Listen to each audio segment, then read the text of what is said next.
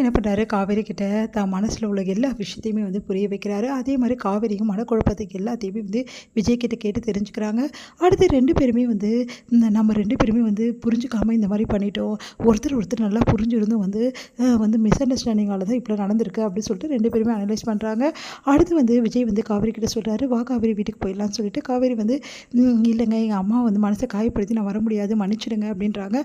சரி உன் அம்மா மனசு மாறுற வரைக்கும் நீ அங்கே இருக்கலாம், ஆனால் உன் அம்மா மனசு மாறணும்னு அவங்களே நம்மளை அமுச்சு வைப்பாங்க பாரு, நான் அந்த மாதிரி செய்வேன் காவேரி, ப்ராமிஸாக சொல்கிறேன். உன் அம்மா வந்து மனசு வந்து என் கூட ஒன்று அமுச்சு வைப்பாங்க, அந்த மாதிரி நான் செய்வேன் அப்படின்னு சொல்லிட்டு ப்ராமிஸ் பண்ணுறாரு. அடுத்து வந்து காவேரி ரொம்ப சந்தோஷமாக இருக்காங்க. வீட்டில் எல்லாருக்கிட்டையும் ரொம்ப சந்தோஷமாக பேசுகிறாங்க. இதை பார்த்து அவங்க அம்மா வந்து அதிர்ச்சி அடைகிறாங்க. என்ன காவேரி இது பழைய மாதிரி இருக்கா, ஒன்றும் புரியலையே அப்படின்னு சொல்லிட்டு யோசிக்கிறாங்க. எனக்கு ரொம்ப சந்தேகமாக இருக்கேன், அந்த பையனை சந்திச்சுட்டு வந்தது தான் காவேரி ஒரு மாதிரி இருக்கா, கண்டிப்பாக ஏதோ நடந்திருக்கு அப்படின்னு சொல்லிட்டு பாட்டி யூகிக்கிறாங்க. உடனே பாட்டி வந்து காவேரி என்னடி அந்த பையன் என்ன சொன்னான் அப்படின்னோடனே என்ன பாட்டி தேவையில்லாமல் எதுக்கு பேசிகிட்டு இருக்க அப்படின்னோடனே சொல்லுடி, ஏதோ சொல்லியிருக்கான், உண்மையை சொல்லு, எனக்கு என்னமோ சந்தேகமாக இருக்குது, நீ அந்த பையனை பார்த்துட்டு வந்ததுன்னா ஆளே மாறி போயிருக்க, துருன்னு இருப்ப, அதே மாதிரி மாறிட்டியே, எங்களுக்கே ஒன்றும் புரியல, சோகமாக இருந்த நீ இப்படி மாறி இருக்க, உன் அம்மா இதை பற்றி ரொம்ப யோசிக்கிற அப்படின்னோடனே ஐயோ பாட்டி நீ ஏதோ சொல்லிடாத புரியுதா, ஏதாவது நாயிட போகுது கம்முனு இரு அப்படின்னோடனே புரிஞ்சிச்சுடி, எல்லாம் அந்த விஜய் தானே காரணம் அப்படின்னோடனே பாட்டி சும்மா இருக்கியா, சரி நான் சொன்ன மாதிரி அந்த பையன்கிட்ட ராசி ஆயிடுடி, அந்த பையனை வீட்டுக்கு போகவே விடக்கூடாது, நான் பார்த்துக்கிறேன், நீ அமைதியாக போய் தூங்க போ அப்படின்னு சொல்லிட்டு அனுப்புகிறாங்க. அடுத்து வந்து காவேரி பயங்கர சந்தோஷமாக இருக்காங்க, அப்படியே எனர்ஜியாக இருக்காங்க, எல்லா வேலையும் இழுத்து போட்டு செய்கிறாங்க, ரொம்ப சந்தோஷமாக வந்து வளைய வராங்க. இதை பார்த்துட்டு அவங்க அம்மாவுக்கு ஒன்றுமே புரியல. அதே மாதிரி வந்து நம்ம கங்காவும் வந்து ஒன்றும் புரியாமல் கேட்குறாங்க காவேரி கிட்ட, என்ன காவேரி என்னாச்சுடி இவ்வளோ சந்தோஷமாக இருக்குது, என்ன விஷயம் அப்படின்னோடனே அக்கா அது வந்துக்கா அப்படின்றாங்க.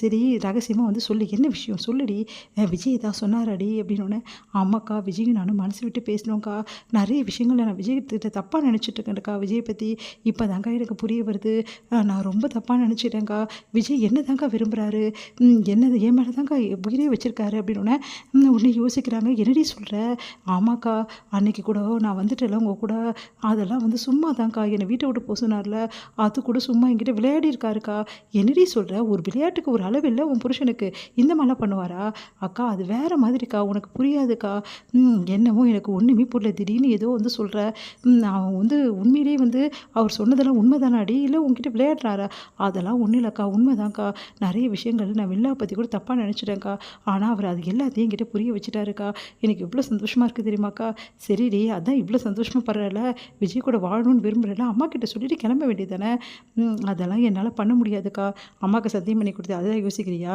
அக்கா நான் அதை பற்றிலாம் யோசிக்கலக்கா, ஆனால் அம்மா வாழ வச்சு என்னால் போக முடியாதுக்கா, இந்த குடும்பத்தை விட்டு எப்படிக்கா என்னை போக சொல்கிறேன், அதெல்லாம் சரியா, என்னுடைய முதல்ல அம்மா அப்படி தாண்டி பண்ணோம், அதெல்லாம் இல்லைக்கா, அம்மாவே அமுச்சு வச்சா மட்டும் தான் நான் கிளம்புவேன், அதை நான் விஜய்கிட்டே சொல்லிட்டேன், என்னடி இதெல்லாம் எப்போ நடக்கும்னு தெரியலையே, அம்மாலாம் அமுச்சு வைக்கிற மாதிரி இல்லையேடி, இல்லைக்கா அவர் என்கிட்ட சொல்லியிருக்காரு கண்டிப்பாக அம்மா மனசை மாற்றுறேன்னு சொல்லிட்டு, இப்போல்லாம் அவர் நடந்துக்கிறத பார்த்தா மாற்றுற மாதிரியே தெரில, பிரச்சனை அதிகப்படுத்துகிற மாதிரி தான் இருக்குது அப்படின்னோடனே அக்கா என்னக்கா நீ இப்படி சொல்கிற, வேறு என்ன சொல்கிறது நான், சொன்னால் புரிஞ்சிக்க மாட்டேன், சரி எப்படியோ புருஷனும் பொண்டாட்டி சேர்ந்தீங்களே அது வரைக்கும் எனக்கு சந்தோஷம்டி, இந்த விஷயத்த உங்கள் மாமா கிட்ட சொல்கிறேன், ஐயோ அக்கா மாமா கிட்ட மட்டும் சொல்லிடாதக்கா, மாமாவுக்கு மனசில் எதையுமே வச்சுக்க தெரியாது, அதுக்கப்புறம் ஏதாவது வந்து டைமில் வந்து அம்மா கிட்ட சொல்லிட்டாரு பெரிய பிரச்சனை ஆகிடும், அதனால் ப்ளீஸ்க்கா இப்போ யார்கிட்டையும் சொல்ல வேணாக்கா ப்ளீஸ்க்கா அப்படின்னோடனே சரிடி அப்படின்றாங்க.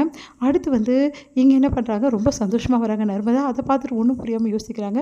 நர்மதா நடந்த விஷயத்தையெல்லாம் சொல்கிறாங்க, மாமா தாக்கா எல்லாம் பண்ணி கொடுத்தாரு அப்படின்றாங்க. சந்தோஷம் தாங்கலை வந்து காவேரிக்கு, உண்மையாக வடி அப்படின்னு சொல்லிட்டு ஆமாக்கா விஜய் இவ்வளோ அக்கறையாக இருக்காரு அப்படின்னு சொல்லிட்டு சந்தோஷப்படுறாங்க.